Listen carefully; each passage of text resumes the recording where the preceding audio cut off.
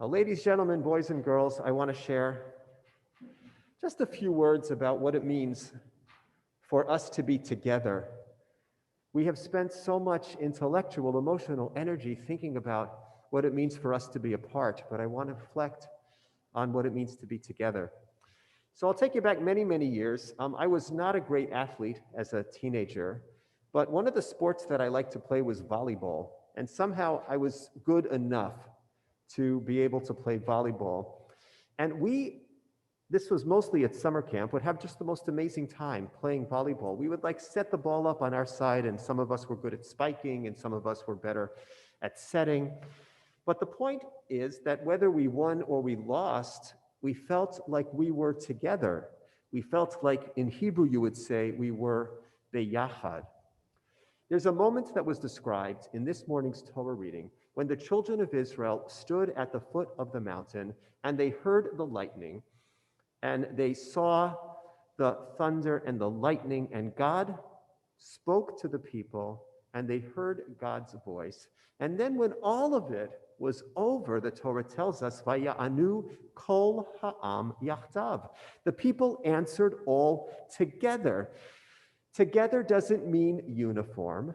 Together doesn't mean that we forfeit responsibility and accountability for our own individual actions. Together means that you and I are in a shared space, having a shared experience, feeling a connection to each other, and possibly even feeling a shared goal, a shared responsibility.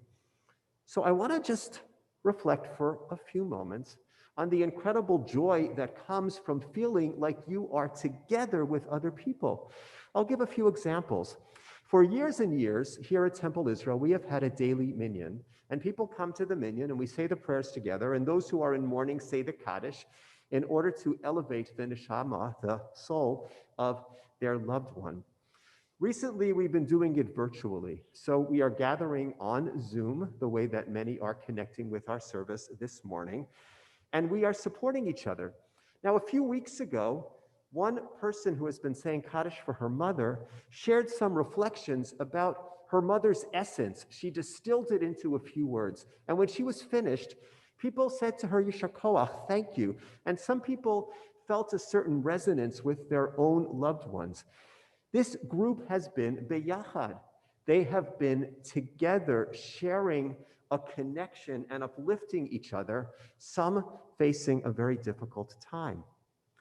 Also recently, I was having a conversation with our high school students, and I asked them if they ever got angry.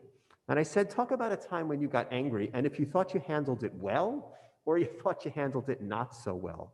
So people shared.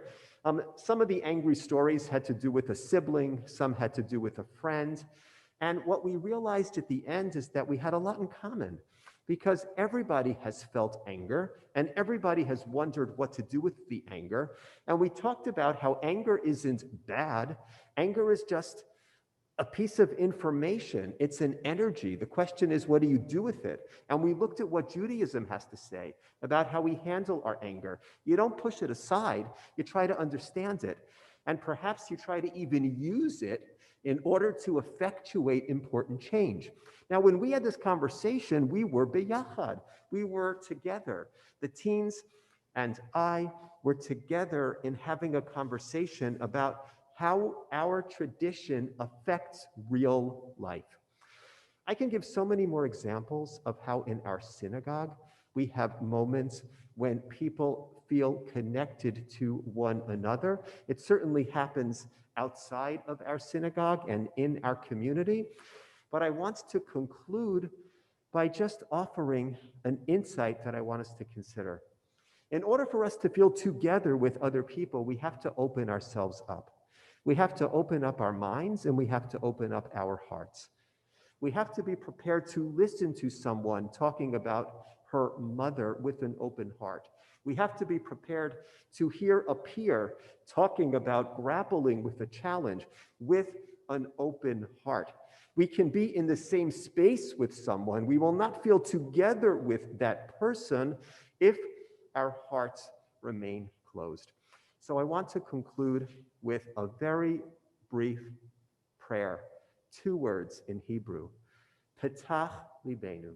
We turn to God and we say, open our hearts so that we can truly inhabit space with other people, so that we can be beyachad, so that we can answer together regarding whatever life brings our way. Amen.